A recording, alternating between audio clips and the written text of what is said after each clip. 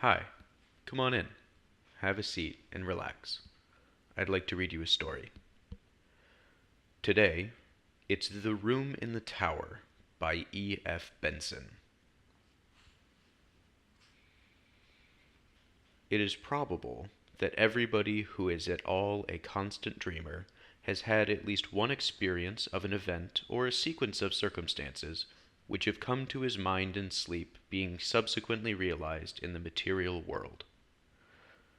But, in my opinion, so far as this being a strange thing, it would be far odder if this fulfillment did not occasionally happen, since our dreams are, as a rule, concerned with people whom we know and places with which we are familiar, such as might very naturally occur in the awake and day-lit world. True, these dreams are often broken into by some absurd or fantastic incident, which puts them out of court in regard with their subsequent fulfillment. But on mere calculation of chances, it does not appear in the least unlikely that a dream imagined by anyone who dreams constantly should occasionally come true. Not long ago, for instance, I experienced such a fulfillment of a dream, which seems to me in no way remarkable and to have no kind of psychical significance. The manner of it was as follows. A certain friend of mine, living abroad, is amiable enough to write to me about once in a fortnight. Thus, when 14 days or thereabouts have elapsed since I last heard from him, my mind, probably, either consciously or subconsciously, is expectant of a letter from him. One night last week, I dreamed that as I was going upstairs to dress for dinner, I heard, as I often heard, the sound of the postman's knock on my front door, and diverted my direction downstairs instead. There, among other correspondence, was a letter from him. Thereafter the fantastic entered, for on opening it I found inside the ace of diamonds, and scribbled across it in his well-known handwriting, "I'm sending you this for safe custody, as you know it is running an unreasonable risk to keep aces in Italy." The next evening I was just preparing to go upstairs to dress when I heard the postman's knock, and did precisely as I had done in my dream. There, among other letters, was one from my friend, only it did not contain the ace of diamonds. Had it done so, I should have attached more weight to the matter, which, as it stands, seems to me a perfectly ordinary coincidence. No doubt, I consciously or subconsciously expected a letter from him, and this suggested to me my dream. Similarly, the fact that my friend had not written to me for a fortnight suggested to him that he should do so. But occasionally it is not so easy to find such an explanation, and for the following story I can find no explanation at all. It came out of the dark, and into the dark it has gone again. All my life I have been a habitual dreamer. The nights are few, that is to say, when I do not find on awaking in the morning that some mental experience has been mine, and sometimes all night long, apparently, a series of the most dazzling adventures befall me. Almost without exception, these adventures are pleasant, though often merely trivial. It is of an exception that I am going to speak. It was when I was about 16 that a certain dream first came to me, and this is how it befell. It opened with my being set down at the door of a big red brick house, where, I understood, I was going to stay. The servant who opened the door told me that tea was being served in the garden, and led me through a low, dark paneled hall with an open fireplace, onto a cheerful green lawn set round with flower beds. There were grouped about the tea table a small party of people, but they were all strangers to me except one, who was a schoolfellow called Jack Stone, clearly the son of the house, and he introduced me to his mother and father and a couple of sisters. I was, I remember, somewhat astonished to find myself here, for the boy in question was scarcely known to me, and I rather disliked what I knew of him. Moreover, he had left school nearly a year before. The afternoon was very hot, and an intolerable oppression reigned. On the far side of the lawn ran a red brick wall, with an iron gate in its center, opposite which stood a walnut tree. We sat in the shadow of the house, opposite a row of long windows, inside which I could see a table with cloth laid, glimmering with glass and silver. This garden front of the house was very long, and at one end of it stood a tower of 3 stories, which looked to me much older than the rest of the building. Before long, Mrs. Stone, who, like the rest of the party, had sat in absolute silence, said to me, "Jack will show you your room. I have given you the room in the tower." Quite inexplicably, my heart sank at her words. I felt as if I had known that I should have the room in the tower, and that it contained something dreadful and significant. Jack instantly got up, and I understood that I had to follow him. In silence we passed through the hall, and mounted a great oak staircase with many corners, and arrived at a small landing with 2 doors set in it. He pushed one of these open for me to enter, and without coming in himself, closed it after me. Then I knew that my conjecture had been right. There was something awful in the room, and with the terror of nightmare growing swiftly and enveloping me, I awoke in a spasm of terror. Now, that dream, or variations on it, occurred to me intermittently for 15 years. Most often it came in exactly this form: the arrival, the tea laid out on the lawn, the deadly silence succeeded by that one deadly sentence, the mounting with Jack Stone up to the room in the tower where horror dwelt, and it always came to a close in the nightmare of terror at that which was in the room, though I never saw what it was. At other times I experienced variations on this same theme. Occasionally, for instance, we would be sitting at dinner in the dining room, into the windows of which I had looked on the first night when the dream of this house visited me. But wherever we were, there was the same silence, the same sense of dreadful oppression and foreboding. And the silence I knew would always be broken by Mrs. Stone saying to me, "Jack will show you your room. I have given you the room in the tower." Upon which, this was invariable, I had to follow him up the oak staircase with many corners, and enter the place that I dreaded more and more each time that I visited it in sleep. Or, again, I would find myself playing cards, still in silence in a drawing room lit with immense chandeliers that gave a blinding illumination. What the game was, I have no idea. What I remember, with a sense of miserable anticipation, was that soon Mrs. Stone would get up and say to me, "Jack will show you your room. I have given you the room in the tower." This drawing room where we played cards was next to the dining room, and as I have said, was always brilliantly illuminated, whereas the rest of the house was always full of dusk and shadows. And yet, how often, in spite of those bouquets of lights, have I not pored over the cards that were dealt me, scarcely able for some reason to see them? Their designs, too, were strange. There were no red suits, but all were black. And among them there were certain cards which were black all over. I hated and dreaded those. As this dream continued to recur, I got to know the greater part of the house. There was a smoking room beyond the drawing room, at the end of a passage with a green baize door. It was always very dark there, and as often as I went there I passed somebody whom I could not see in the doorway coming out. Curious developments, too, took place in the characters that peopled the dream, as might happen to living persons. Mrs. Stone, for instance, who, when I first saw her, had been black-haired, became gray, and instead of rising briskly, as she had done at first when she said, "Jack will show you your room, I have given you the room in the tower," got up very feebly, as if the strength was leaving her limbs. Jack also grew up, and became a rather ill-looking young man with a brown mustache, while one of the sisters ceased to appear, and I understood that she was married. Then it so happened that I was not visited by this dream for 6 months or more, and I began to hope, in such inexplicable dread did I hold it, that it had passed away for good. But one night, after this interval, I again found myself being shown out onto the lawn for tea, and Mrs. Stone was not there, while the others were all dressed in black.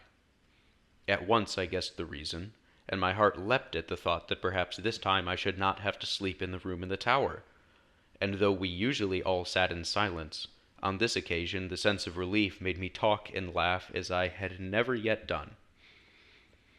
But even then, matters were not altogether comfortable, for no one else spoke, but they all looked secretly at each other, and soon the foolish stream of my talk ran dry, and gradually an apprehension worse than anything I had previously known gained on me as the light slowly faded.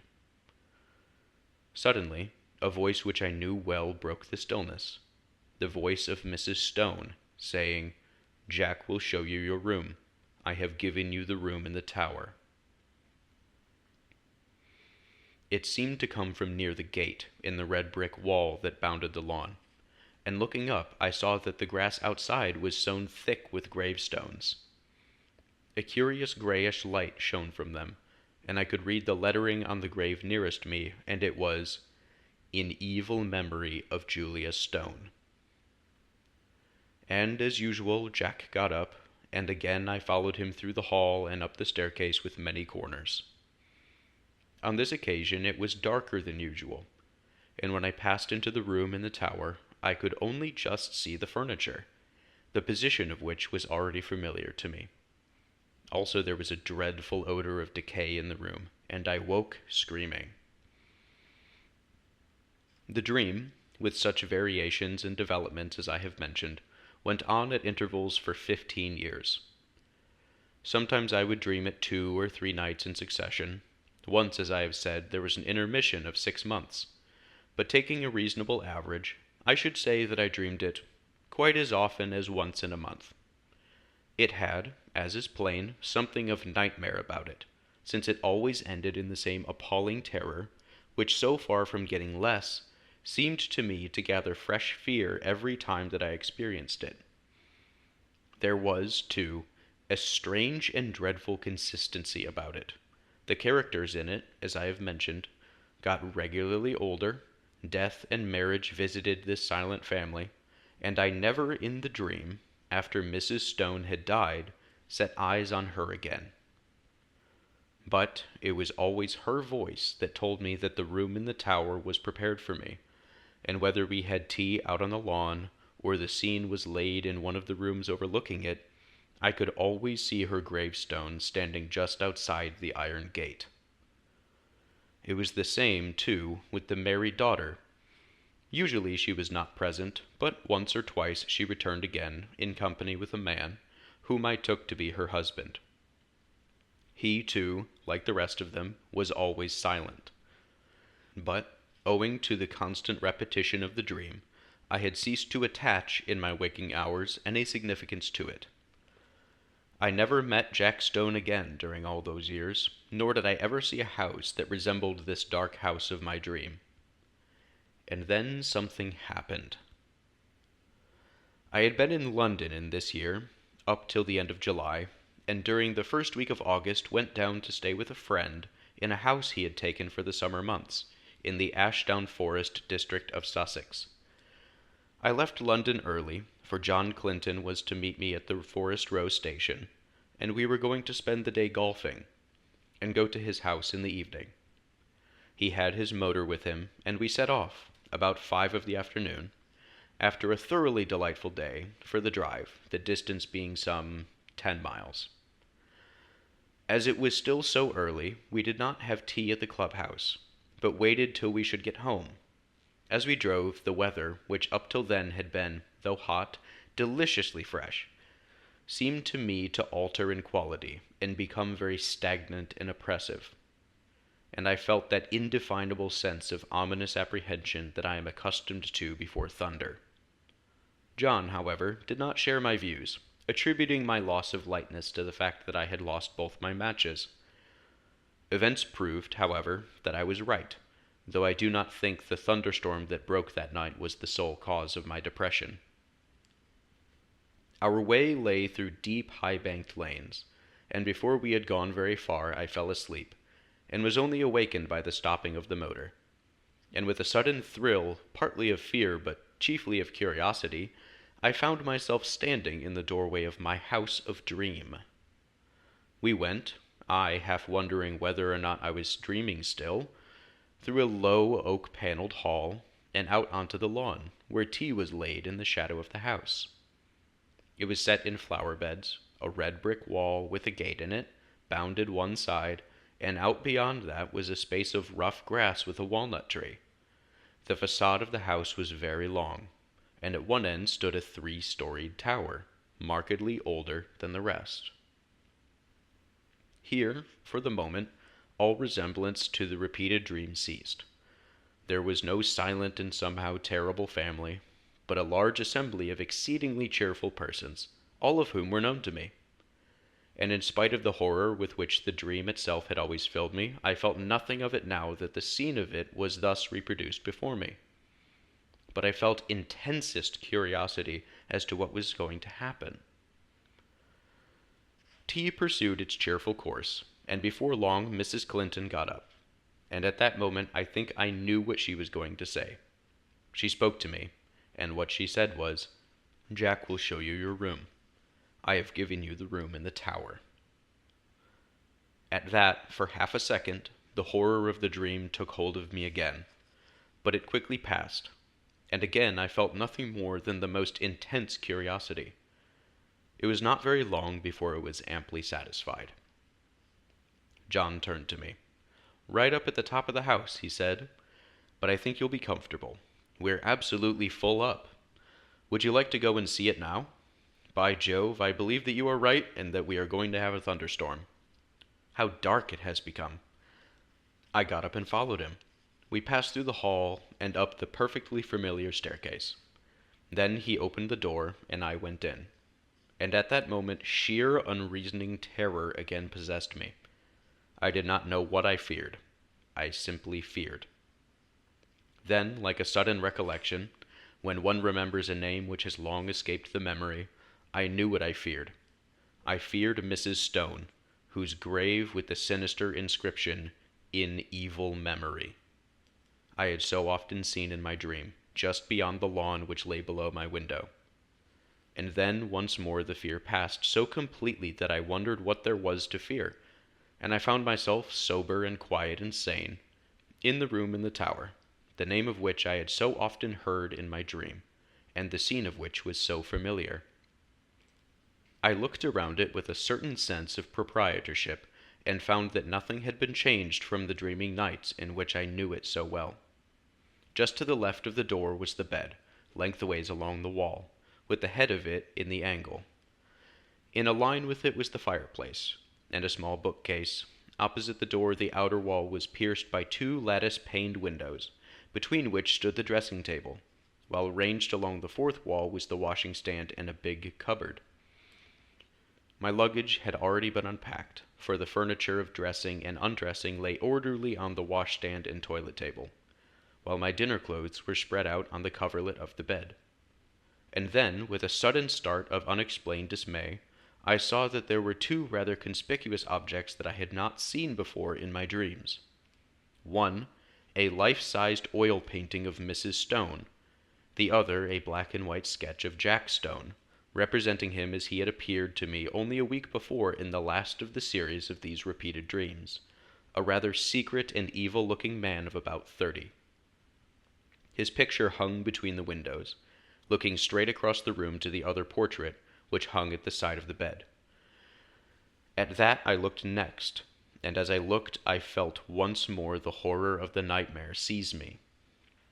It represented Mrs. Stone as I had seen her last in my dreams, old and withered and white-haired. But in spite of the evident feebleness of body, a dreadful exuberance and vitality shone through the envelope of flesh, an exuberance wholly malign, a vitality that foamed and frothed with unimaginable evil. Evil beamed from the narrow, leering eyes, it laughed in the demon-like mouth. The whole face was instinct with some secret and appalling mirth. The hands, clasped together on the knee, seemed shaking with suppressed and nameless glee. Then I saw also that it was signed in the left-hand bottom corner, and wondering who the artist could be, I looked more closely and read the inscription, Julia Stone, by Julia Stone. There came a tap at the door, and John Clinton entered. "Got everything you want?" he asked. "Rather more than I want," said I, pointing to the picture. He laughed. "Hard-featured old lady," he said. "By herself, too, I remember. Anyhow, she can't have flattered herself much." "But don't you see?" said I. "It is scarcely a human face at all. It's the face of some witch or some devil." He looked at it more closely. "Yes, it isn't very pleasant," he said. "Scarcely a bedside manner, eh? Yes, I can imagine getting the nightmare if I went to sleep with that close by my bed. I'll have it taken down if you like." "I really wish you would," I said. He rang the bell, and with the help of a servant we detached the picture and carried it out onto the landing, and put it with its face to the wall. "By Jove, the old lady has a weight," said John, mopping his forehead. "I wonder if she had something on her mind." The extraordinary weight of the picture had struck me, too. I was about to reply when I caught sight of my own hand. There was blood on it, in considerable quantities, covering the whole palm. "I cut myself somehow," said I. John gave a little startled exclamation. "Why, I have too," he said. Simultaneously, the footman took out his handkerchief and wiped his hands with it. I saw that there was blood also on his handkerchief. John and I went back into the tower room and washed the blood off, but neither on his hand nor on mine was there the slightest trace of a scratch or cut. It seemed to me that, having ascertained this, we both, by a sort of tacit consent, did not allude to it again. Something in my case had dimly occurred to me that I did not wish to think about. It was but a conjecture, but I fancied that I knew the same thing had occurred to him. The heat and oppression of the air, for the storm we had expected was still undischarged, increased very much after dinner, and for some time most of the party, among whom were John Clinton and myself, sat outside on the path bounding the lawn, where we had tea. The night was absolutely dark, and no twinkle of star or moon ray could penetrate the pall of cloud that overset the sky. By degrees our assembly thinned. The women went up to bed, men dispersed to the smoking or billiard room, and by 11 o'clock my host and I were the only two left. All the evening I thought that he had something on his mind, and as soon as we were alone he spoke. "The man who helped us with the picture had blood on his hand too. Did you notice?" he said. I asked him just now if he had cut himself, and he said he supposed he had, but that he could find no mark of it. Now where did that blood come from? By dint of telling myself that I was not going to think about it, I had succeeded in not doing so, and I did not want, especially just at bedtime, to be reminded of it. "I don't know," said I, "and I don't really care so long as the picture of Mrs. Stone is not by my bed." He got up. "But it's odd," he said. "Ha! Now you'll see another odd thing." A dog of his, an Irish terrier by breed, had come out of the house as we talked. The door behind us into the hall was open, and a bright oblong of light shone across the lawn to the iron gate which led onto the rough grass outside, where the walnut tree stood. I saw that the dog had all his hackles up, bristling with rage and fright. His lips were curled back from his teeth as if he was ready to spring at something, and he was growling to himself. He took not the slightest notice of his master or me, but stiffly and tensely walked across the grass to the iron gate. There he stood for a moment, looking through the bars and still growling. Then, of a sudden, his courage seemed to desert him. He gave one long howl and scuttled back to the house with a curious crouching sort of movement. "He does that half a dozen times a day," said John. "He sees something which he both hates and fears." I walked to the gate and looked over it. Something was moving on the grass outside, and soon a sound which I could not instantly identify came to my ears. Then I remembered what it was. It was the purring of a cat. I lit a match and saw the purrer, a big blue Persian, walking round and round in a little circle just outside the gate, stepping high and ecstatically, with tail carried aloft like a banner. Its eyes were bright and shining, and every now and then it put down its head and sniffed at the grass. I laughed. "The end of that mystery, I'm afraid," I said. "Here's a large cat having Walpurgis night all alone." "Yes, that's Darius," said John. "He spends half the day and all night there. But that's not the end of the dog mystery, for Toby and he are the best of friends." "But the beginning of the cat mystery. What's the cat doing there? And why is Darius pleased while Toby is terror-stricken?" At that moment, I remembered the rather horrible detail of my dreams when I saw through the gate, just where the cat was now, the white tombstone with the sinister inscription. But before I could answer, the rain began, as suddenly and heavily as if a tap had turned on, and simultaneously the big cat squeezed through the bars of the gate and came leaping across the lawn to the house for shelter. Then it sat in the doorway, looking out eagerly into the dark. It spat and struck at John with its paw as he pushed it in order to close the door. Somehow, with the portrait of Julia Stone in the passage outside, the room in the tower had absolutely no alarm for me, and as I went to bed, feeling very sleepy and heavy, I had nothing more than interest for the curious incident about our bleeding hands and the conduct of the cat and dog. The last thing I looked at before I put out my light was the square empty space by my bed where the portrait had been. Here the paper was of its original full tint of dark red. Over the rest of the walls it had faded. Then I blew out my candle and instantly fell asleep. My awaking was equally instantaneous, and I sat bolt upright in bed, under the impression that some bright light had been flashed in my face, though it was now absolutely pitch dark. I knew exactly where I was, in the room which I had dreaded in dreams, but no horror that I ever felt when asleep approached the fear that now invaded and froze my brain. Immediately after, a peal of thunder crackled just above the house, but the probability that it was only a flash of lightning which awoke me gave no reassurance to my galloping heart. Something I knew was in the room with me, and instinctively I put out my right hand, which was nearest to the wall, to keep it away, and my hand touched the edge of a picture frame hanging close to me. I sprang out of bed, upsetting the small table that stood by it, and I heard my watch, candle, and matches clatter onto the floor. But for the moment there was no need of light, for a blinding flash leapt out of the clouds and showed me that by my bed again hung the picture of Mrs. Stone, and instantly the room went into blackness again. But in that flash I saw another thing, namely, a figure that leaned over the end of my bed, watching me.